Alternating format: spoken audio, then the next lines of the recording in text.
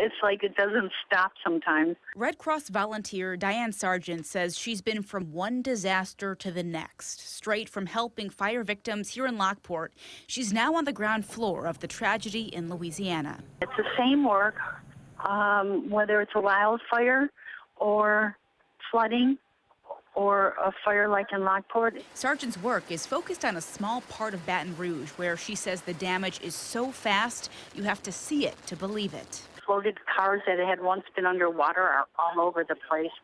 See a chair in the middle of the road, refrigerators in the ditches, just debris everywhere, and you can't necessarily see the homes where they came from. And a week later, the situation is still dire for people living here. The water must have come up like, I say 5-6 foot within 20 minutes. Including a lot of people still living in shelters. People had to park their cars half a mile away and go by boats to get to their homes to retrieve things or to start the recovery program. Sargent says what you see in these pictures is not like anything like seeing it in person. You have to visually see it and experience it to actually know what it's like. She says you have to get emotionally invested to the people who are affected by this tragedy. Sometimes you just got to step back, gather yourself together, and put on the big girl pants and go on. The Red Cross could always use more volunteers. Another way to help out is to donate.